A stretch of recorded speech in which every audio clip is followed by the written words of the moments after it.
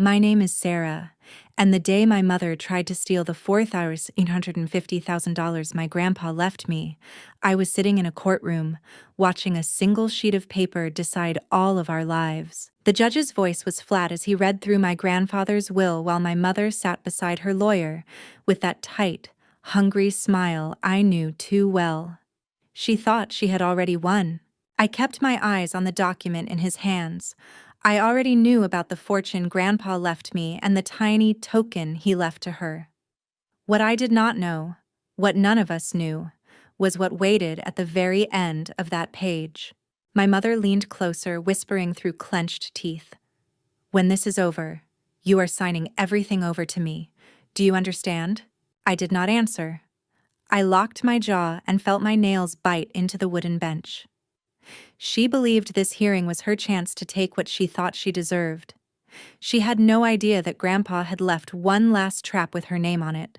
The judge turned to the final line and adjusted his glasses. The room went so quiet I could hear my own heartbeat. "As for my daughter," he read, "if she chooses to challenge my wishes." My mother's face turned ghost white before he even finished the sentence. That was the moment I realized how far Grandpa had gone to protect me, and how vicious this war over his money was about to become. If you want to hear how a grieving granddaughter turned her mother's greed into the ultimate revenge, stay with me until the very end, and do not forget to subscribe and turn on notifications so you will not miss what happens next. Long before that courtroom, my life had already been split in two: the world I had with my grandfather, and the world I had without him. With Grandpa, things were simple. He did not have to say much to make me feel seen.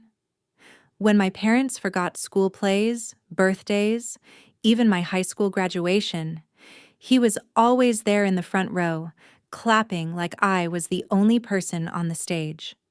When they moved 3 states away to chase opportunities and left me behind with him, he turned abandonment into something that felt almost like a blessing. He taught me how to balance a checkbook, how compound interest worked, how to spot a scam from a mile away. "Money is loud, Sarah," he used to say, tapping his temple, "but intentions speak louder. Pay attention to those." Back then, I thought he was just preparing me for the real world. I did not realize he was preparing me for my own family. The last time I saw him alive, we had been sitting at his worn kitchen table, eating soup from chipped bowls. He had looked more tired than usual, but his eyes were sharp. "If anything happens to me," he said quietly, "you remember what I have taught you. And you remember that you are not obligated to trust people just because they share your blood." I laughed it off, brushed it away like it was just another one of his gloomy speeches about mortality. If I had known how close we were to the end, I would have memorized every breath. A week later, my phone rang before sunrise.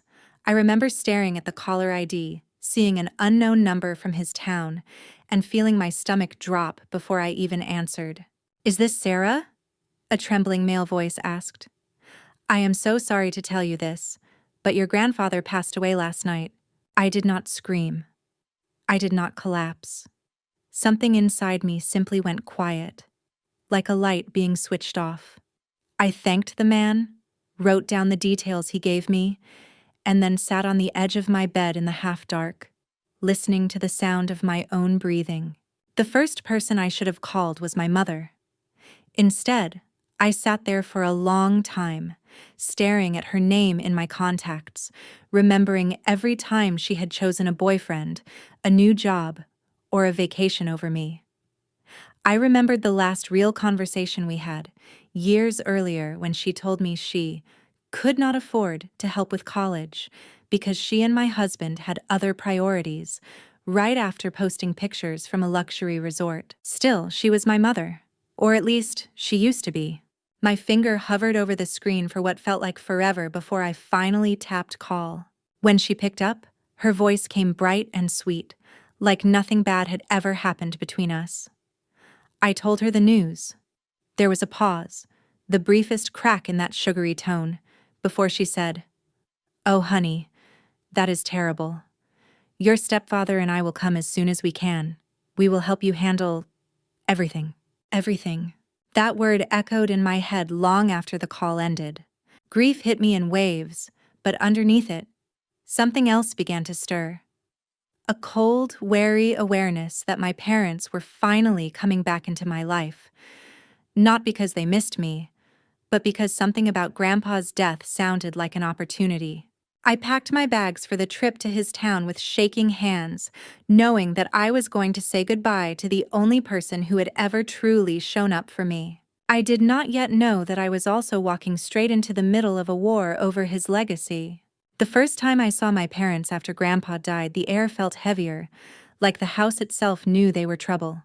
I had spent the morning cleaning his small living room, picking up magazines, folding blankets, trying to make the space look less like someone had just vanished from it.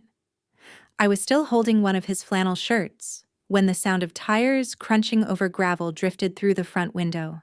Their car was sleek and expensive, the kind of vehicle people buy when they want strangers to think they are winning at life. My mother stepped out in high heels and a tailored black coat, as if she were walking into a boardroom instead of the home of the man she had barely visited these last few years. "Sarah," she called, plastering on a sad smile as she approached. "Oh, sweetheart." She wrapped her arms around me before I could respond. Her perfume was sharp, a smell I had once associated with comfort and now only linked to lies. My stepfather, Mark, followed behind her, carrying nothing but his phone and a briefcase, like this was a business meeting. "I am so sorry about Dad," she said into my hair. "I know how close you two were." "You mean how close we were because you left," I thought. But I bit my tongue. We went inside. For a few minutes, things almost felt normal. My mother walked through the house, touching picture frames and knickknacks, sighing about memories she barely had. Mark stayed quiet, taking everything in with calculated, measuring eyes. Then it began. "So," he said finally, lowering himself into Grandpa's favorite armchair as if he owned it. "Has anyone said anything about a will?" There it was, not even an hour in. "I do not know much yet," I replied carefully. "His attorney called. There will be a reading in a few days. We are supposed to be there." My mother shared a quick look with Mark. It was gone in a heartbeat, but I caught it. Sharp, interested, alive. "Good," she said. "Your grandfather was very comfortable financially. It is important that everything is handled properly." Properly, another loaded word. Mark leaned forward. "You have to understand, Sarah, that handling a large estate is complicated. There are taxes, investments, legal risks. You are young. You do not have the experience to manage that kind of responsibility alone." I felt my jaw tighten. "Grandpa taught me a lot about money," I said. "He trusted me." And that is wonderful." My mother jumped in smoothly, placing a hand over mine. "But trust does not replace experience. We have built businesses. We know how to grow wealth, not waste it. If there is a substantial inheritance, it would be smarter for us to manage it for you. At least for now. Translation: let us have control." I pulled my hand back. "We do not even know what he left yet," I reminded her. "Can we focus on planning his funeral first?" Annoyance flickered across her face before she forced it back into something softer. "Of course. I just want to make sure you are protected. People take advantage of girls in your position." Girls in my position. As if she had not been the first person to walk away when I needed her. We spent the rest of the afternoon going through logistics, contacting the funeral home, choosing a date, making a list of people to call. Every time money came up, flowers, reception, travel costs, my mother would say, "Well, the estate will cover it," with a tone that sounded far too familiar, like she already had her hands on it. That night, after they left to check into a hotel, I sat alone at Grandpa's kitchen table with a cup of tea growing cold in my hands. His chair across from me was empty, but I could almost hear his voice. "Pay attention to intentions." When I replayed the day in my mind, the pattern was impossible to ignore. The glances between them, the way Mark had slid so easily into talking about control, the way my mother kept saying the words manage and handle like a mantra. They had not come to stand beside me in my grief. They had come to see what they could take. Grandpa's funeral was held in the small-town chapel he had attended for decades, the same place where I used to sit beside him and swing my feet above the floor because they could not reach. On the day of the service, the sky hung low and gray, pressing against the windows as people filtered in.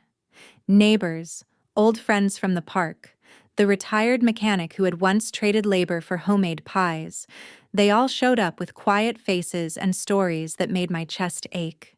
My parents arrived late. My mother stepped through the doors in a perfectly tailored black dress, her makeup flawless, her expression a practiced mix of sorrow and composure. Mark walked beside her in a dark suit, his eyes already scanning the room, assessing, calculating.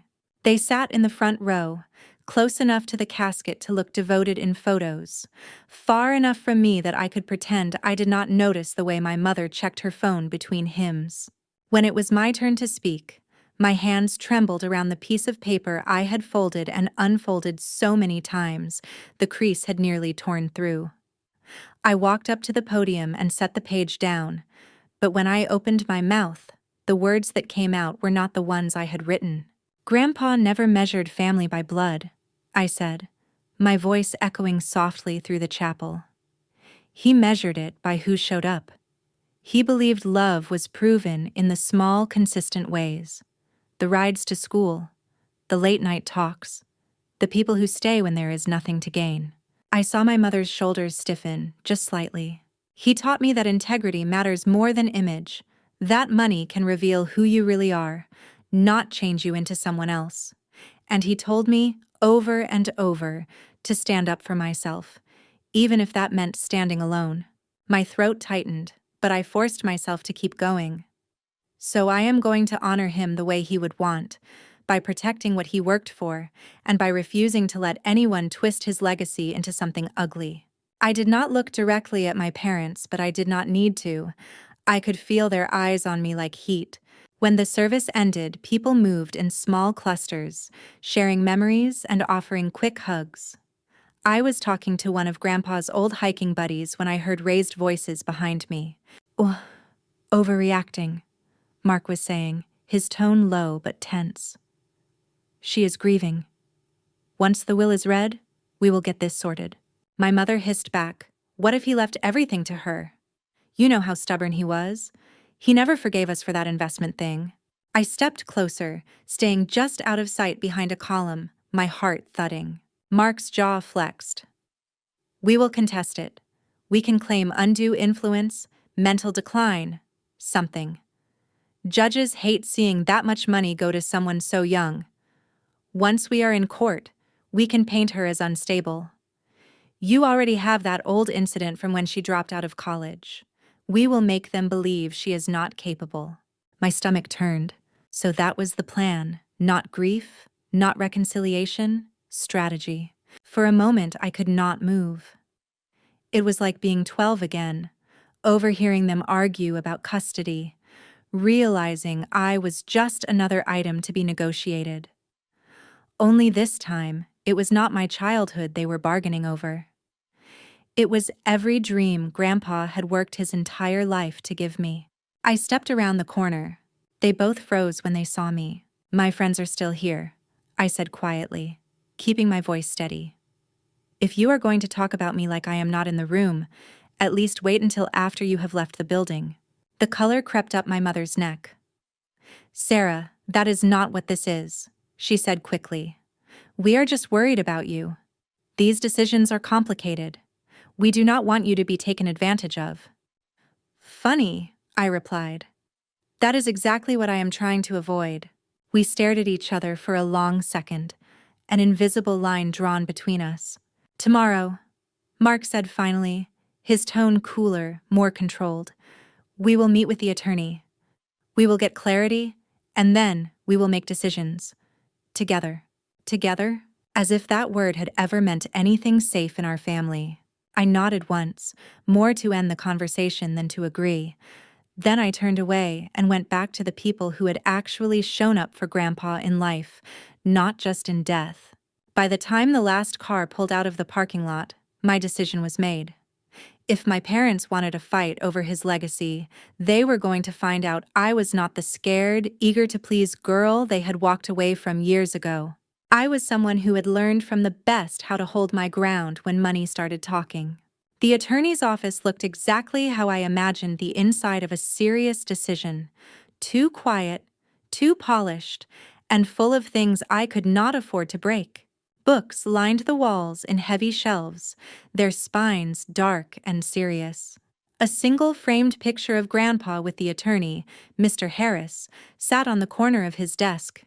In it, Grandpa was laughing, his arms slung across the older man's shoulders. Seeing that photo steadied me more than any deep breath ever could. "Thank you all for coming," Mr. Harris said, folding his hands. "I know this is a difficult time, but your father was very clear about how he wanted his affairs handled." My mother gave him a practiced, grateful smile. "Of course, we just want to honor his wishes," she replied. I almost laughed. Mark shifted in his chair, angled slightly forward. "We are eager to hear what he decided," he said. Mr. Harris opened a thick folder, slid out several pages, and began to read. First came the formalities: full name, date, statements about sound mind and body. Then he spoke my name. "To my granddaughter, Sarah," he read, "who stood by me when others chose distance, I leave the remainder of my estate, including my home, my investments, and all accounts in my name, currently valued at approximately $4,850,000. The number hung in the air like a physical object. I felt my lungs forget how to work. I knew Grandpa had been comfortable, but hearing the amount out loud was something else entirely. My mother's fingers, resting neatly folded in her lap, twitched. Mark's eyes sharpened, their polite filter dropping for half a second. Mr. Harris continued, "It is my wish that she use these resources to build the life she chooses, to pursue education, independence, and stability. She has earned my trust." My throat tightened. He had not just left me money, he had left me a statement. "And to my daughter Claire and her husband, Mark," Mr. Harris went on, "I leave the sum of $1,000 each. This is a deliberate and considered decision. In recent years, their priorities have made clear that our values no longer align." The words landed like a slap. "What?" My mother's mask cracked. "That cannot be right. He knew how hard we have been working. He knew we have obligations. He cannot just cut us out like that." "Mrs. Collins," Mr. Harris said, his tone firm but not unkind. "This will was updated 18 months ago. Your father spoke at length about his reasons. My job is to carry them out." Her face flushed a deep, angry red. "So he thought my entire life was worth $1,000? She demanded. Mark jumped in. "This seems incredibly unbalanced. How do we know he was not pressured? He was old. He had health issues. People get confused. We may need to have this reviewed." There it was. The angle. Mr. Harris adjusted his glasses. "Your father anticipated that possibility. There is a clause included at the end of the document regarding any challenge to his wishes. For now, I will simply say this. Contesting the will not benefit you." My mother narrowed her eyes. "Are you threatening us with my own father's words?" "I am informing you of the legal consequences he put in place," he replied calmly. "If you choose to move forward, those consequences will be enforced." I looked at the last page of the will, the final lines written in Grandpa's precise handwriting.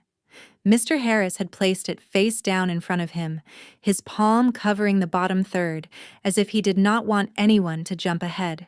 There was something there, something my parents did not know about yet. My mother shot to her feet. "This is insane," she snapped. "He would never do this to me. I am his only child." Mr. Harris did not flinch. "He was very aware of that, Mrs. Collins." She turned on me. "You are not really going to accept this, are you, Sarah? You are going to share. That money belongs to all of us. It is family money. My heart pounded. For a split second, the old version of me, the one who always said yes, who always tried to keep the peace, rose up in my chest. Then I pictured Grandpa at that kitchen table, reminding me that love and obligation are not the same thing. I am going to do what he asked me to do, I said quietly. I am going to use it to build my life. I am not signing anything over. The room fell silent. Mark's voice, when it came, was soft, but edged like a blade. Then you leave us no choice. We will challenge this. In court. My mother nodded, breathing hard. We will prove he was manipulated. We will prove you are not fit to handle that kind of responsibility. You will not get away with this. I held her gaze. I am not the one trying to go against his wishes. We walked out of the office in different directions. They headed straight to their car, talking hurriedly into their phones, already strategizing. I stepped onto the sidewalk and looked up at the sky, feeling like the ground had shifted under my feet. I had just gained more money than I had ever imagined, and at the same time, I had declared war on the two people who were supposed to be my family. I did not know yet what was written in the final lines of that will, but one thing was already clear. If my parents wanted to drag me into court, Grandpa had made sure they would not be the only ones taking a risk. The lawsuit papers arrived on a Tuesday, folded neatly in a thick white envelope that looked too innocent for what it carried. I had just come back from the grocery store when I saw them stuffed into Grandpa's old mailbox, my name printed in clean, official letters. For one stupid second, I thought it might be some final piece of paperwork from the bank or the utility company. Then I saw the return address, the county courthouse. My hands went cold. Inside, in the stiff language of people who never have to deal with the consequences of their words, it said that my mother and her husband were formally contesting my grandfather's will. They were claiming he had been unduly influenced and no longer of sound mind when he decided to leave me the bulk of his estate.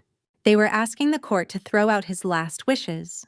I stood in the driveway with the wind cutting across my face and read the words over and over, each sentence pushing deeper under my skin. By the time I reached the end, my fingers were shaking so badly the pages rustled like dry leaves. There, at the bottom, were their signatures. It felt like being disowned all over again, only this time they had put it in writing. I took the papers straight to Mr. Harris.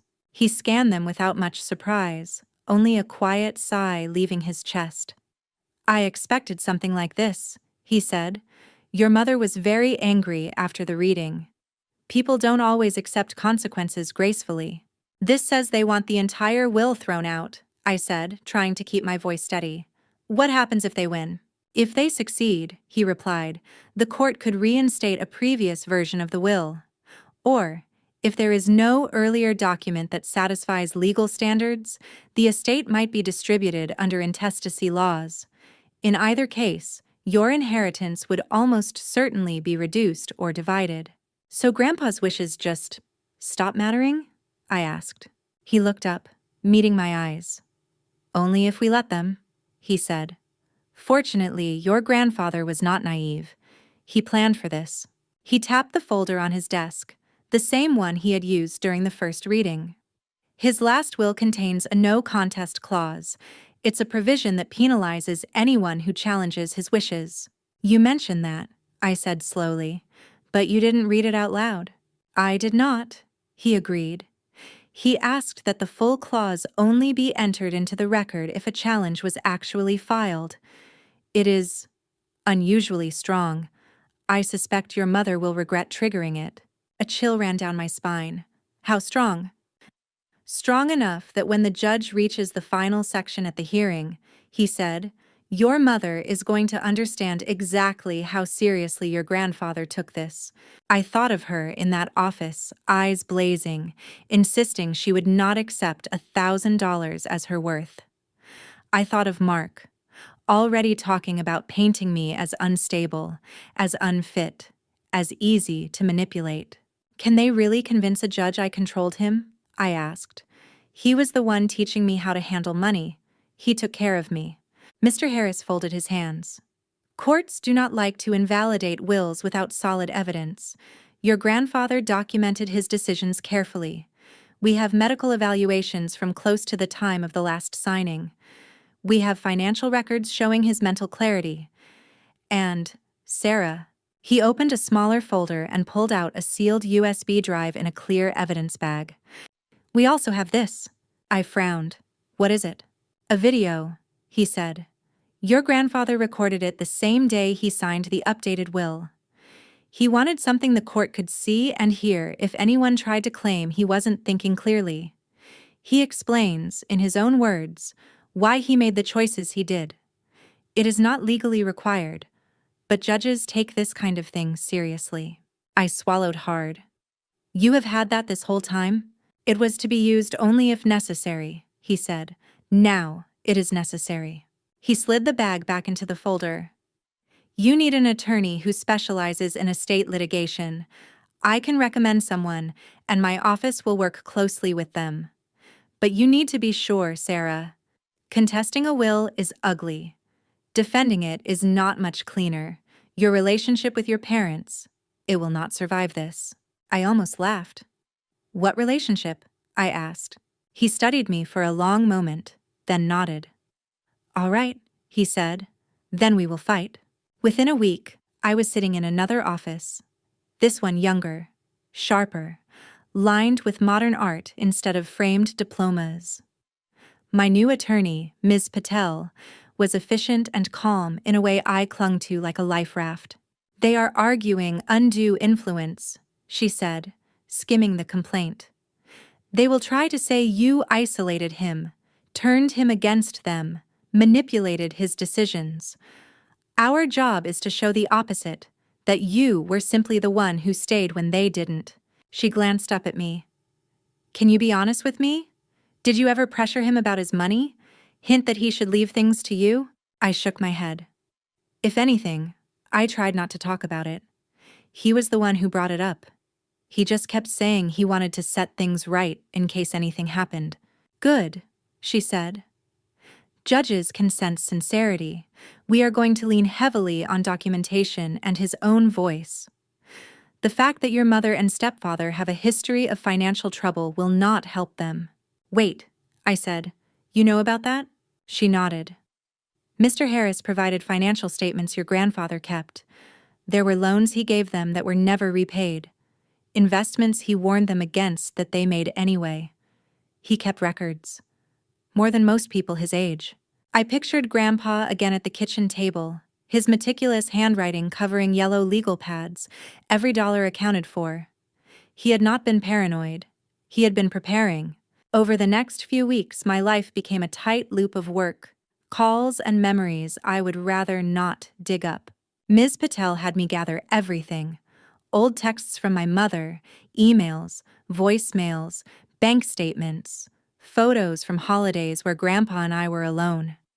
She had me write out a timeline of every major thing my parents had missed. Recitals, birthdays, graduation. It felt petty, listing them like charges on an invoice, but she explained why it mattered. They are going to paint you as a schemer, she said. We need to show a pattern. They pulled away, he stepped up. You became his primary emotional support. That is not manipulation. That is abandonment on their part. When I wasn't digging through drawers and digital archives, I was replaying their voices in my head. We will challenge this. We will prove you are not fit. Sometimes the fear hit hard. What if the judge believed them? What if he looked at me and saw the girl who dropped out of college for a semester when anxiety swallowed her whole, not the woman who crawled back and finished her degree the hard way? What if Grandpa's last act of protection became the thing that tore what was left of our family completely apart?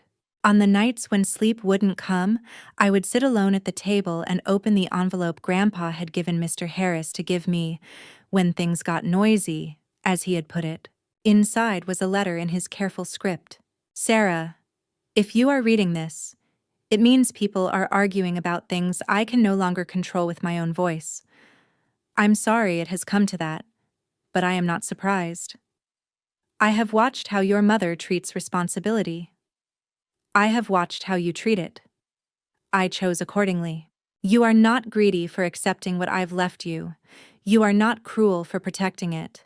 You are not obligated to set yourself on fire to keep anyone else warm. If they come after you, remember this. I am the one they are really angry at, not you. Don't let their guilt wear your face. Love, Grandpa.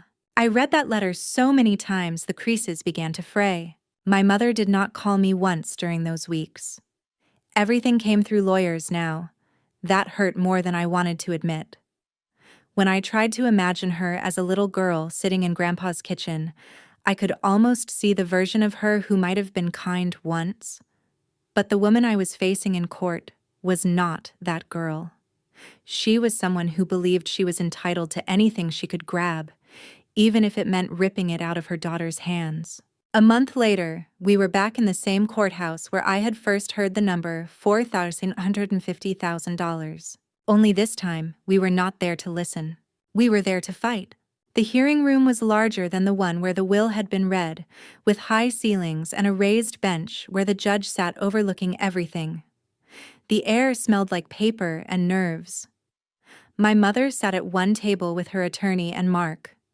I sat at the other with Ms. Patel and Mr. Harris. She did not look at me. The bailiff called the case. The judge, a woman with sharp eyes behind thin glasses, glanced over the paperwork with a face that gave nothing away. We are here on a petition to contest the last will and testament of the late Richard Collins, she said. The petitioners argue that the decedent lacked capacity and was unduly influenced by his granddaughter, the primary beneficiary. Defense maintains the will is valid and seeks enforcement of all provisions, including a no contest clause. We will hear opening statements. My mother's attorney stood first. All practiced concern and measured outrage. He talked about sudden changes in the will, about estrangement and confusion, about an elderly man allegedly being cut off from his only daughter by a younger relative with emotional leverage. He did not say my name often. When he did, it sounded like an accusation. Ms. Patel's opening was shorter. Your Honor, the evidence will show that Mr. Collins was clear, consistent, and deliberate, she said calmly. It will show that he was not manipulated, but disappointed. That he adjusted his will not because of confusion, but because of clarity. Clarity about who actually showed up for him in the final years of his life. You will also see that he anticipated exactly this type of challenge and made his position unmistakable, both in writing and on video. When she sat down, my mother looked rattled for the first time. The rest of the day blurred into a series of questions and exhibits. Mr. Harris testified first, describing Grandpa's visits to his office, the way he spoke about his daughter and me, the care he took in updating his documents. He was very specific, Mr. Harris said. He did not want his daughter controlling Sarah's inheritance. He said, and I quote, "If they try to bully her after I am gone, I want the law standing between them." My parents' attorney objected, muttering something about hearsay. The judge allowed it. Next came the medical records.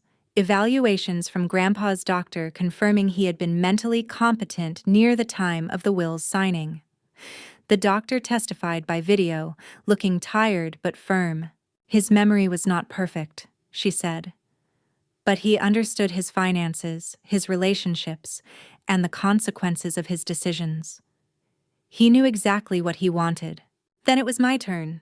I walked to the witness stand on unsteady legs, swore to tell the truth, and sat down, gripping the edges of the wooden chair until my knuckles turned white. Ms. Patel took me through my history with Grandpa, how I'd come to live with him, how he'd stepped into the space my parents had left empty, how he never once pressured me to do anything with his money. What did he say when he talked about his estate, if he brought it up? She asked.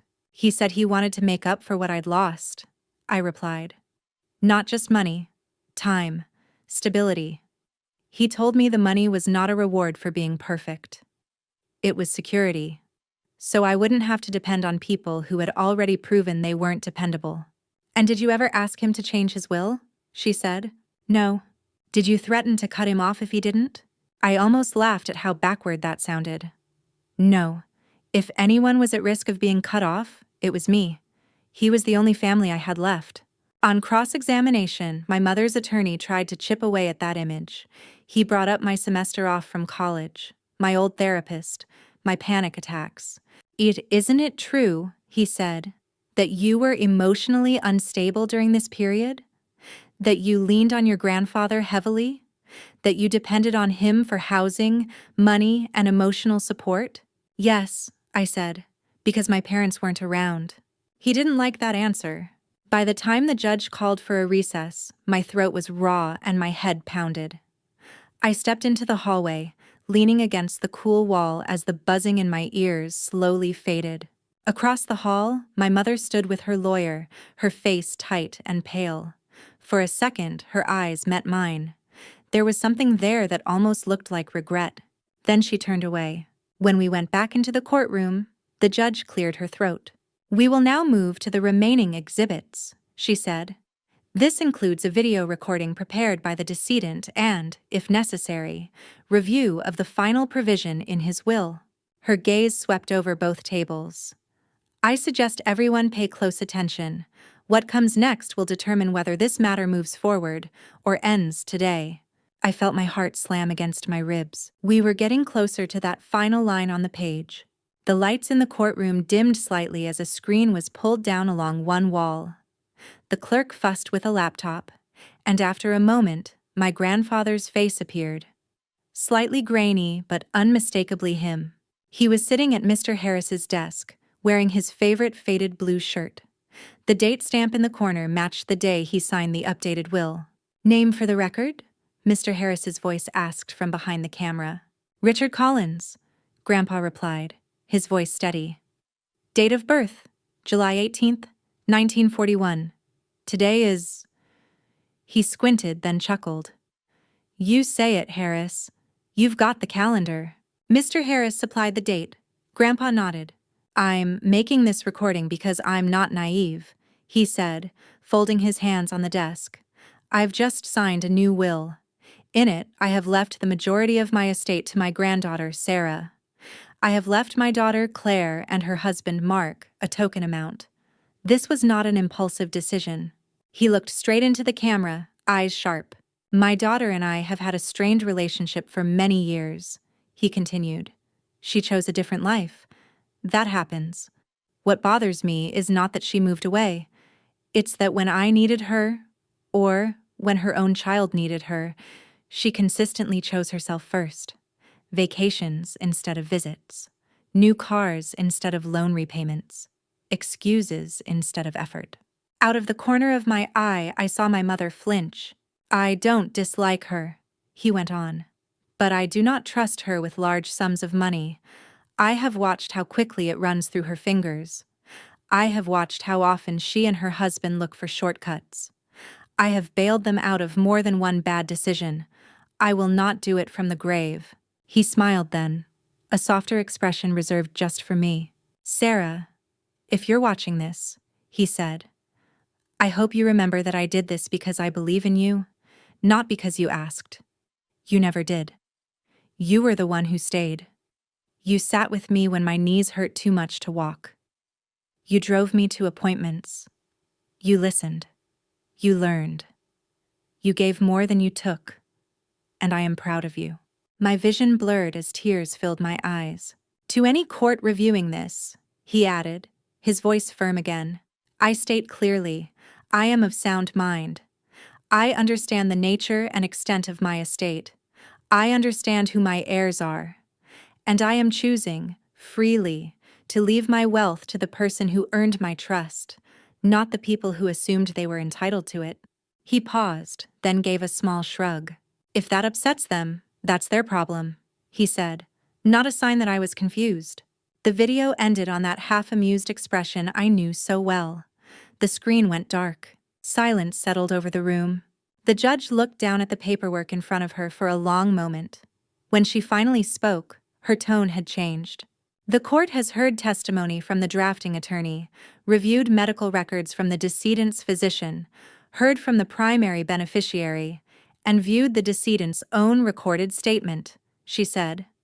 Taken together, this evidence strongly supports the conclusion that Mr. Collins was competent and acted of his own free will when executing his last testament. She turned her gaze toward my parents' table. The petitioners have produced no credible proof of undue influence, she continued. Disappointment with the contents of a will is not the same as evidence of manipulation. Nor is a long-distance relationship standing alone proof that the decedent was isolated against his wishes. My mother's attorney shifted in his seat.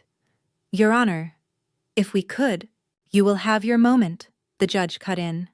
But first, there is one more matter before the court, the no contest clause. My mother's fingers tightened around the edge of the table. The judge picked up the will, printed in enlarged, double-spaced text for the record, and flipped to the final page. I recognized it. It was the same sheet I had watched her read from weeks earlier. She scanned down to the bottom, then adjusted her glasses. Mr. Collins included a specific provision dealing with any potential challenge to this document, she said. Per his instructions, it was to be read into the record only if a legal contest was actually filed. That condition has now been met. She cleared her throat. If any beneficiary named in this will, she began, directly or indirectly contests, disputes, or seeks to overturn any provision of this document in a court of law or through any legal process, I hereby direct the following. First, any gift, bequest, or interest otherwise left to that beneficiary, including any token amount, shall be immediately revoked. Such revoked share shall instead pass to my granddaughter, Sarah Collins, or, if she declines it, to the charitable trust described below. My mother's face drained of color. Second, the judge continued, in the event of a contest brought by my daughter, Claire, or her husband, Mark, I authorize and instruct my executor to release to law enforcement and relevant regulatory agencies all documentation attached to this will as Exhibit A. These documents concern prior financial misconduct, unpaid debts, and potential fraud involving the aforementioned individuals. My estate shall fund any reasonable legal action to recover losses or cooperate with investigations arising from those matters. A low murmur rippled through the courtroom. My mother swallowed hard. Mark's grip tightened around his pen until it snapped with a soft crack. Third, the judge read, for a period of 10 years following my death, my granddaughter is expressly forbidden to transfer, gift, or assign more than 1% of her inheritance, in total, to my daughter or her husband, directly or indirectly. This is to ensure that no pressure, emotional or otherwise, compels her to undo my wishes under the guise of generosity. My breath caught. I had known Grandpa wanted to protect me. I had not realized he had gone this far. The judge reached the last lines. If my daughter reads this and feels betrayed, she read, I ask her to consider how many chances she was given while I was alive. I will not watch her waste another one from the grave. Actions have consequences. This is mine. She lowered the paper. For the record, she said evenly, the court finds that the petitioners, by filing this contest, have triggered the no contest clause. As such, under the explicit terms of the will, they forfeit their token bequests. Those amounts will instead pass to Miss Collins, along with authority for the executor to proceed as directed regarding Exhibit A. My mother lurched to her feet. Wait, she said, voice raw. Wait, please. He can't do that. He can't take everything. He knew we had problems, but he was supposed to help. He was supposed to... This is not fair. Mrs. Collins, the judge replied, your father had the legal right to dispose of his property as he saw fit. He documented his reasons. He confirmed his capacity. You chose to challenge his decisions despite being warned of potential consequences. The court's job is to enforce his wishes, not rewrite them. Tears spilled down my mother's cheeks. Her polished composure was gone, stripped away to reveal something desperate underneath. She turned toward me, eyes wide. Sarah, she said hoarsely, tell her you don't want this. Tell her you won't let them do this. They're going to go after us. They're going to drag everything up. Please, just give me one chance. We can make a deal. We can figure something out. You can say you don't want the clause enforced. Every person in that room seemed to turn toward me at once. For a heartbeat, I saw her not as the woman who had abandoned me, not as the person who had tried to take what Grandpa left me, but as a human being terrified of consequences she never believed would actually arrive. You can ask your counsel to address the court, the judge said, her tone cool. But this clause is binding. Once triggered, it is not a matter of Ms. Collins's personal preference. Ms. Patel rose. Your Honor, my client will, of course, comply with the terms of the will, she said. Mr. Collins's intentions could not be clearer. We see no legal or ethical basis to disregard them. My mother's shoulders sagged as if someone had cut invisible strings. For the reasons stated, the judge continued, the petition to contest the will is denied with prejudice. The no contest clause is enforced.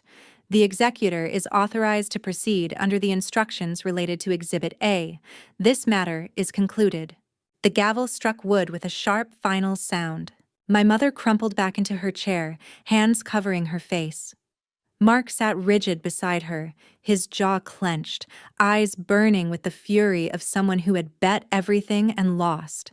My own emotions were a tangle I could barely name. Relief, sharp and blinding. Grief, still raw and present. A sick twist of guilt, because even though they had done this to themselves, they were still my family. And now they were going to pay for their choices in ways I couldn't soften, even if I wanted to. And underneath it all, like a steady current, a fierce, quiet sense of vindication. Grandpa had seen them clearly. He had seen me clearly. And in the end, the system had listened. Outside the courthouse, reporters snapped photos they would probably delete later when they realized this wasn't a celebrity case. My parents hurried past them, heads down, my mother still wiping at her face, Mark barking something at their lawyer. I stayed on the steps for a long moment, feeling the sun on my face. For the first time since all of this had begun, I didn't feel like I was standing in the middle of something falling apart. I felt like I was standing at the beginning of something I could build. In the months that followed, the fallout unfolded exactly the way Grandpa must have anticipated.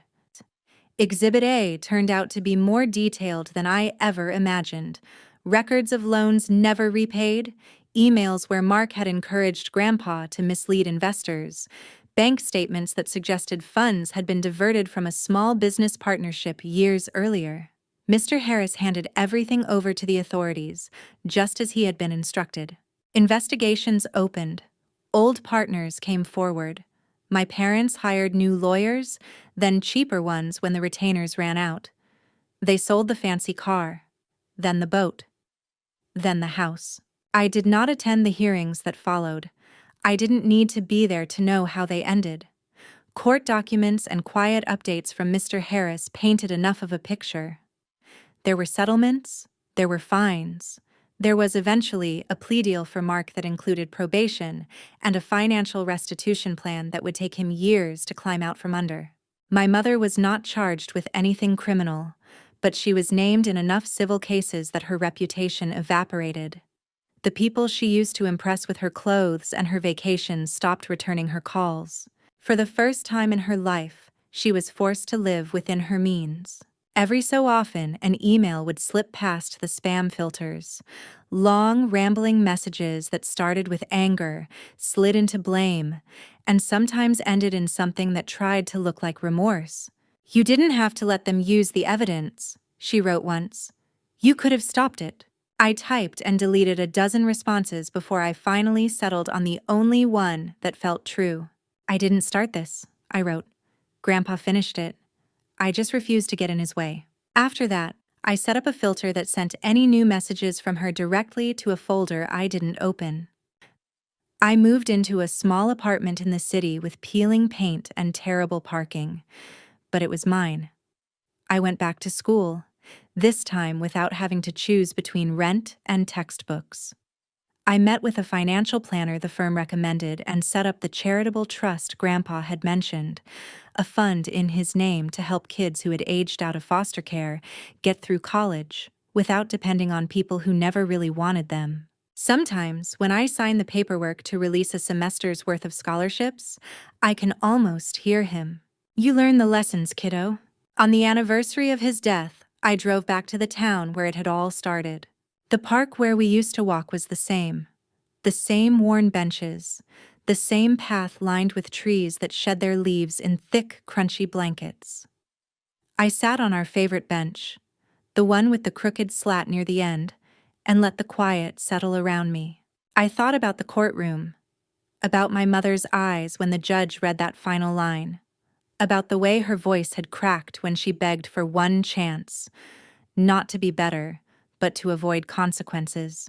I thought about the little girl she must have been once, before money became the only language she spoke. I would probably never know exactly when that shift happened. It hurt, but I could live with not knowing.